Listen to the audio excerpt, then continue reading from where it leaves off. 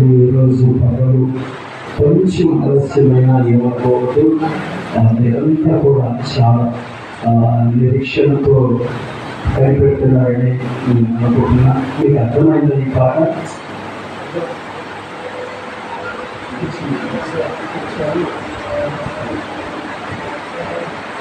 అర్థమైంది?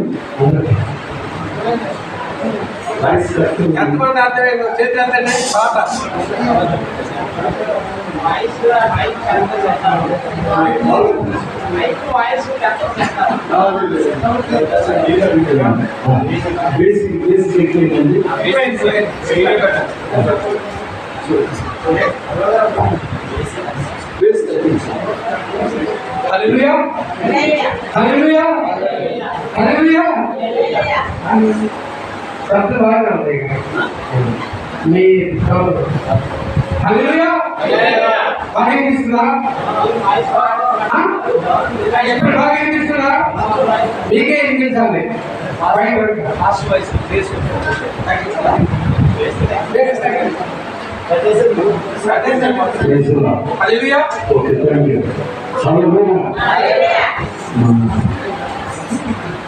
దేవుడు మహోన్నతుడు కొంచెం వల్ల అనుకోవడం నాకు అలవాటు.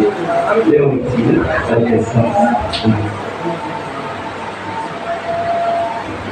దేవాది దేవుడు నన్ను చాలా భయంకరమైన తుఫాను ప్రమాదంలో నుండి 96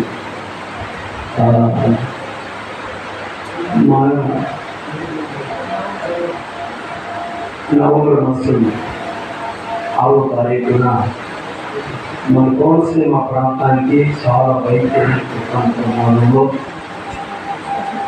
16 మంది మీద గొప్ప చెట్లు ఇంత గౌరవాలు కడిపోయి 14 మంది చనిపోయారు. బ్రతికిన వారిలో నేను భయపడి ప్రాణాలు అంటే అమలాపురానికి ఒక 5 కిలోమీటర్లు చనిపోయింది. అక్కడ ఒక 4 వయసు కలిగిన ఒక సహోదరుడు ఆయన మీద కూడా గొప్ప చెట్టు దూరం పడిపోయి ఆయన కూడా అడుగుపోయింది. ఆయన గత ఒక 4 సంవత్సరాల క్రితం కాలం చేశారు. ఆయన మహాశివభక్తుడు. ఆయనకి నాకు ఒకే హాల్లో 2 బెడ్లు ఇచ్చారు. దానివల్ల ఆయన బాగా ఎక్కువ స్వార్థ ప్రకటించినందువలన ఆయన ఆత్మ దేవుడు రక్షించారు. ఇప్పుడు శివ శివ శివ అనేవాడు అలాంటి సహోదరుడు మార్చబడ్డారు. అది నాకు చాలా సంతోషంగా ఉంది. అప్పుడప్పుడు ఆయన నేను పరామర్శించి మాట్లాడినప్పుడు మన ప్రభు గొప్పవాడండి అంటూ జరిగింది. మన ప్రభు గొప్పవాడు నిజంగానే. ఆయన కృపగల దేవుడు. ఆయన మహదైశ్వర్యంలోనిది మనకు తరాలుగా ఇచ్చి మనం ప్రతిరోజు ఆయన కృప అందరి మనలను నింపడానికి గాను దేవుడు ఎంతో ఇష్టపడించాడు. ప్రభు సైనికులకు అధిపతి దేవాది దేవుడు మనలో నూతన పర్సన్ కాక నేను మళ్ళా పంచుకుంటాను మీతో నా వ్యక్తిగత సాక్ష్యం. దేవుడు నన్ను ఎలా రక్షించారు, ఆయన ఎలా స్వస్థపరిచారు, ఇంత దూరం నేను ఎలా రాగలిగానో అది కూడా మీతో నేను కొంత సమయం పంచుకుంటాను. ఈ సమయంలో చిన్న ప్రార్థన అభిషేక్ గారు చేస్తారు. కడిగించుకోండి.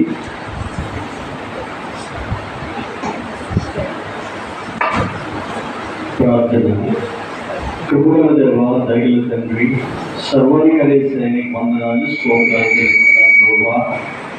ఇది కూడా నేను రోజు సేవకుల సదస్సులు ఏర్పాటు చేసిన విధానం బట్టి మీకు వందనాలు స్తోత్రాలు. జీసస్ నాయన ప్రభు తండ్రి మీ స్తోత్ర సర్వెంట్ అనే పరీక్షల ద్వారా ఈ రీతిగా సేవకులందరూ కూడా కలిసి ఈ దినము నీ సన్నిధిలో నీ సమ్ముఖములో నేను సూచించినట్లుగా నీ నామం కనపరిచినట్లుగా అయా స్థలంలో మమ్మల్ని నడిపించే విధానం బట్టి మీ స్తోత్రాలు. స్థానిక సేవకులను మీరు ఆశీర్వదించండి, మీరు అభిషేకించండి. గొప్ప పాత్రగా మీరు వాడుకోమని ప్రార్థిస్తా ఉన్నాం ప్రభా. ఇక్కడ ఉన్నవారు ఎవరు తక్కువవారు కాదు నాయన. ఈ సమూహంలో అందరూ గొప్పవారే. ఒక్కొక్కరిని కూడా ప్రభా నీ అభిషేకాస్తాలలో దాచి ఈ గ్రామంలో ఎక్కడైతే ఉంటున్నారో, ఈ పట్టణంలో ఎక్కడైతే ఉంటున్నారో వారందరూ కూడా అభిషేకించి అయ్యా యొక్క దేశంలో మా ఇండియా ప్రజల్లో అందరిలో ప్రభు ఈ యొక్క పర్వ అభిషేకము ప్రార్థన దైశ్యమని ప్రార్థిస్తున్నారు. ముఖ్యంగా యొక్క విశాఖపట్నంలో ఈ సేవకులు కూడా కవిలించుడు కాదని ప్రార్థిస్తున్నారు. ఒక్కొక్క సేవకుని మరణించుడు కాదని ప్రార్థిస్తున్నారు. ఒక్కొక్క సేవకుని అభిషేకించుడు కాదని ప్రార్థిస్తున్నారు. దేవా నాయన మీకు స్తోత్రం. మీ పరిచయం చేస్తాను. మీ సేవకులను మీరు బలపరిచి అభిషేకించి ఆయన నీ రాజ్యం కూడా అనేక ఆత్మల ప్రభావం అయ్యా నీ పర్వత సమూహం నిలబెట్టేట్టుగా సహాయం చేయండి. ఈ రోజు నాయన మీ సేవకులు నాయన గాబరి వందనాలు చెల్లిస్తున్నారు. ఇదిగో తండ్రి సేవకులైనా ఇప్పుడు సందేశం ఇస్తుండగా అయ్యా నీ పరలోక అభిషేకంతో నింపి ఎదురుగా శక్తితో నింపి దేవా ఈరోజు అయ్యా నీ సేవకులైన మాకు ఏదైతే ప్రభావం మీరు బయలుపరచడం ఉద్దేశించిన నేరం కనుక ఈ దాసులు ఒకనాడు మాకు అనుగ్రహించమని చెరువుచిన మీ అందరితో మా అందరితో మీరు మాట్లాడారు. అయ్యా మీరే మహిమ గంట ప్రభావం పొందుకోమని యేసే నామములో ప్రార్థిస్తున్నాను తండ్రి.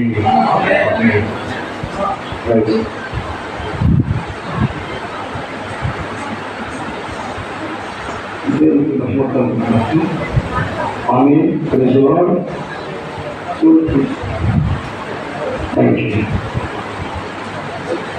దేవుని పరిశుద్ధ గ్రంథంలో నుండి యెషయా గ్రంథం 43వ అధ్యాయం 7వ వచనం.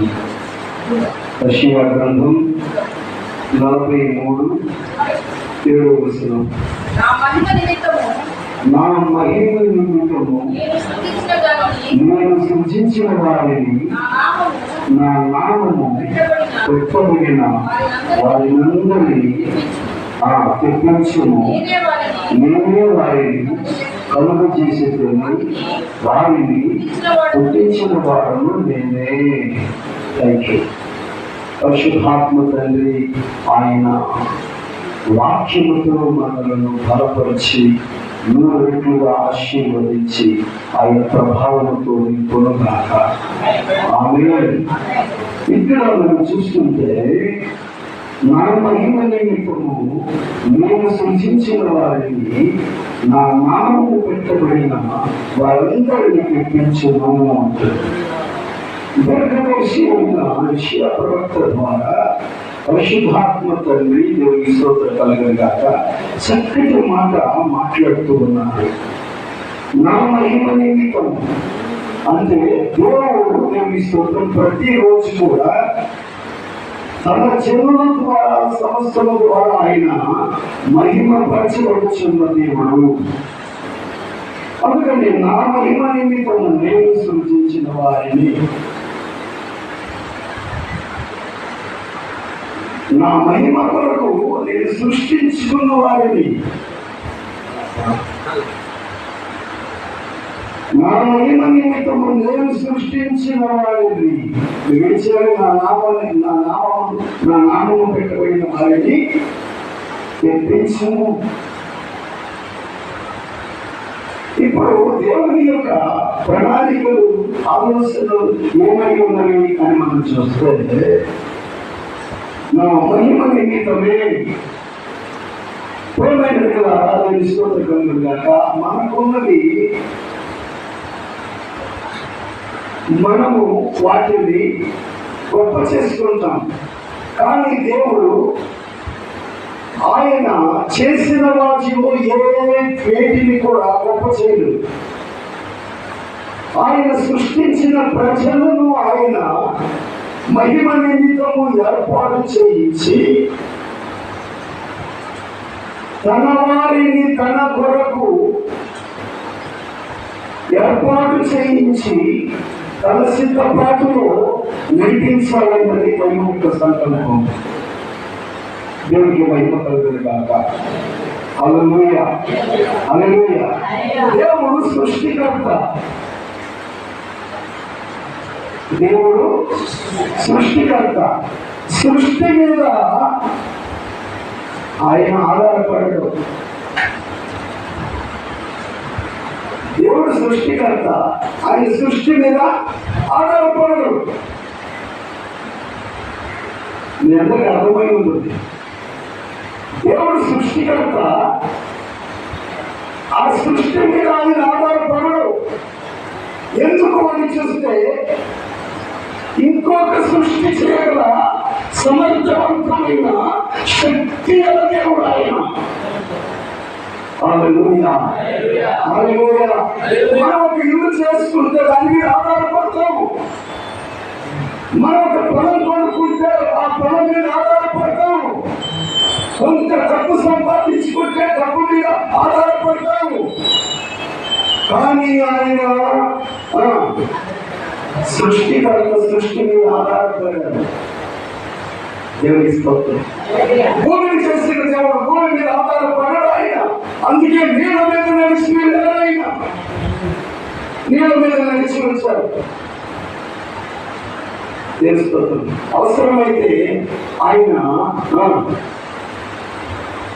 సర్వసాధారణంగా ఈ యొక్క నేల మీద భూమి మీద నడవకుండానే నడిచి వెళ్ళిపోగలడు. ఆయనకు ఏమి ఆధారాలు అక్కర్లేదు. 50వ కీర్తనలో మనం చూస్తే దైవవాక్యము నాకు సెలవిస్తుంది. దేవాది దేవుడైన యెహోవా ఆజ్ఞయించుచున్నాడు, తూర్పు దిక్కు మొదలుకొని పడమర దిక్కు వరకు భూనివాసులను రమ్మని ఆయన పిలుచుతున్నాడు. పరిపూర్ణ సౌందర్యముగా సీయోనులో నుండి దేవుడు ప్రకాశించుతున్నాడు. ఆయన ముందర అగ్ని మండుచున్నది. 50వ కీర్తన మొదటి నుండి కొన్ని వచనాలు నేను చదువుకుంది. దేవుడు సృష్టికర్త అయి ఉన్నాడు కనుక సృష్టి మీద ఆధారపడవలసిన పని లేదు. తల్లిదండ్రులు బిడ్డల మీద ఆధారపడతారు, బిడ్డలు తల్లిదండ్రుల మీద ఆధారపడతారు. కానీ దేవుడు ఎవరి మీద, ఏ మనుషుల మీద కూడా ఎప్పుడు ఆధారపడని దేవుడు ఆయన. అందుకే ఆయన దేవుడు అనబడ్డారు. దేని మీదైనా ఆయన ఆధారపడ్డారు. దేవుడు కాదు, పరిశుద్ధుడు కాదు, ఆయన దైవం కాగలరు. కనుక ఆయన సృష్టికర్త. మనం ఆధారపడినట్లుగా అన్నిటి మీద ఆయన ఆధారపడారు. అందుకని ఆయన పేరేంటి చెప్పండి? ఆదరణకర్త. అందరూ చెప్పండి. ఇది ఆదరిస్తారు కానీ ఒకరి చేత ఆదరించబడరు. అంత మంచి దేవుడు మన దేవుడు తెలుస్తుంది. ఆయనకి మహిమ ఘనత కీర్తి ప్రభావములు కలుగును గాక. హల్లెలూయా, హల్లెలూయా. రెండవదిగా ఆయన స్వతంత్రుడు. ఆయనకు స్వతంత్రము ఎవరు ఇవ్వవలసిన పని లేదు. ఆయనే సాటి. ఆయనను ఎవరు కూడా స్వతంత్రంగా ఆయన చేయించుకోవాలని ఇష్టపడరు. అందుకే ఆయన కిరీటము పొందలేదు, మకుటము పొందని మహారాజు ఆయన. మనందరికీ జీవ కిరీటం ఇచ్చి ఆయన ఉన్న కిరీటం ధరించిన మహాదేవుడు ఆయన. ఆయన స్వాతంత్ర్యంలో సర్వ ప్రపంచము కూడా ఆయన మహిమ నిమిత్తమై నేను సృజించిన వారిని నా నామము పెట్టబడిన నా వారందరినీ నేను స్తోత్రం కలుగును గాక చెప్పించను. నేను సృష్టించిన వారంతా కూడా నా నామ మహిమ కొరకు వారి అందరినీ తెప్పించమని ప్రవక్త చేత పరిశుద్ధాత్మ దేవుడు మాట్లాడుతూ ఉన్నారు. ఇప్పుడు మనమంతా కూడా దేవునికి స్తోత్రం అనేక నశించిపోతున్న ఆత్మలు ఆయన నామ మహిమ నిమిత్తమై అనేక ఆత్మలను తీసుకురావలసిన యొక్క సందర్భం, సమయం, జీవితం దేవుడు మనకు అనుగ్రహించి ఉన్నారు. ఏమంటారు? వాస్తవం మాట్లాడాలి. అవును కదా? అవును. నా మహిమ నిమిత్తం నేను సృజించిన వారిని అది అన్నది ప్రేమైన దైవ జనమా, దైవ సావుకులు, దైవ సావుకురాన్ని తెలుసుకుంటాం. మిమ్మల్ని నూతనంగా దేవుడు నూతన పరిచయం దాకా. హల్లెలూయా, హల్లెలూయా. ఒకప్పుడు మేము అన్వేషణంగా ఉన్నప్పుడు మా అమ్మగారు నన్ను తీసుకొని కట్టెలు తేరడానికి ఒక ప్రదేశానికి తీసుకొని వెళ్ళాము. మా అమ్మగారు నేను కలిసి ఒక కట్టెలు చక్కగా ఒక పెద్ద మోపు, ఆమె ఎత్తుకోలేనంత మోపు ఇద్దరం కలిసి మా అమ్మగారు నేను ఆ కట్టెలు సమకూర్చుకున్న తర్వాత బాగా మిట్టమర్చాము. ఒంటికి ఎంత కాటొచ్చు, మంచి ఎండ, ఆ ఎండ తీవ్రతకు నాకు విపరీతమైన ఆకలి ఉంటుంది. అప్పుడు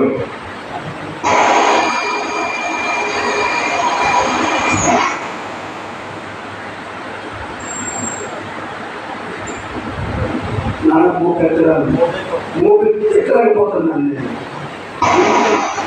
ఎందుకమ్మా ఇది కట్టిన ఇది కట్టిన ఎందుకు మనకి అని అంటున్నాను. సరే వద్దులేదు నాన్న ఎక్కడ బాబు మూపు ఉంది, నేనే ఎక్కలేకపోతున్నాను.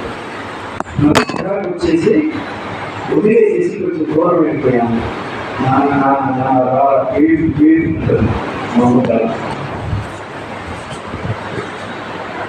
ఏం కావాలి ఇప్పుడు మా అమ్మగారికి?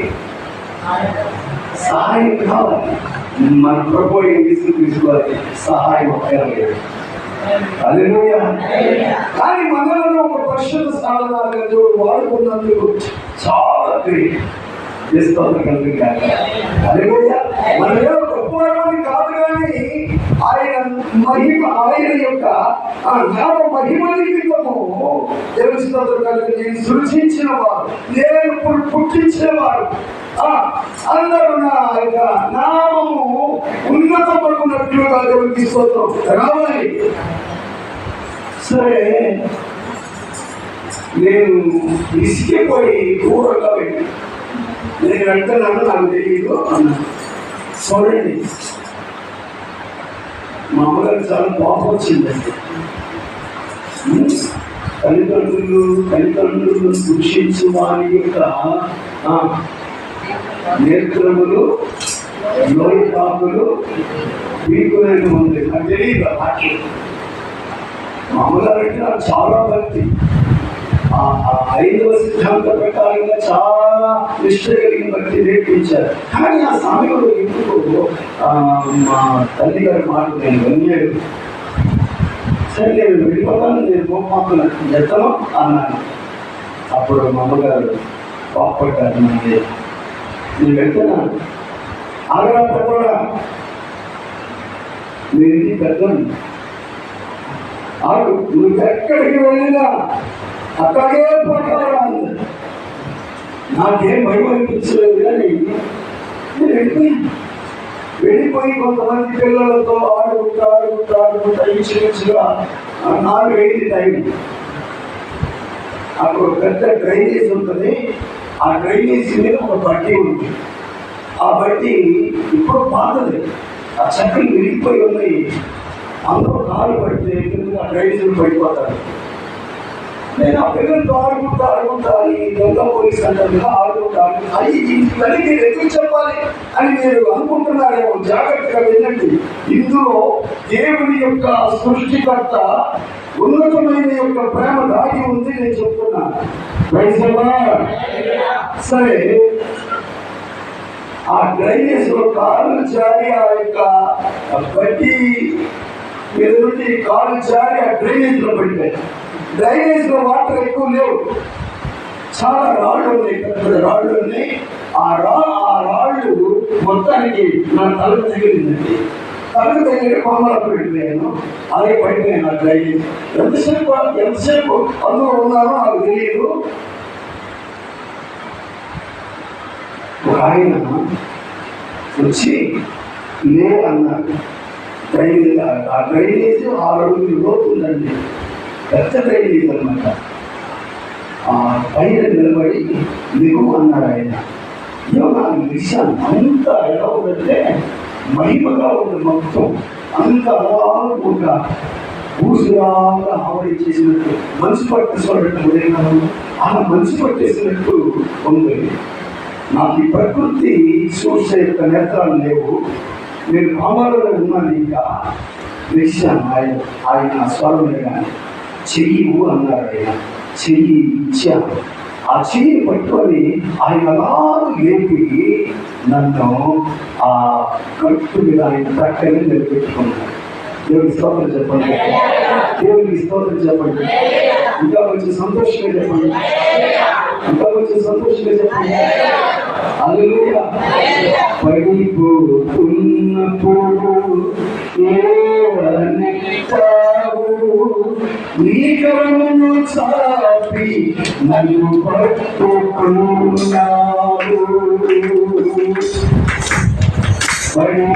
పడిపోతున్నప్పుడు ఏమనుకుంటావు? నీ కరమును చాపి నన్ను పట్టుకున్నావు. ఎన్నో ఉపకారము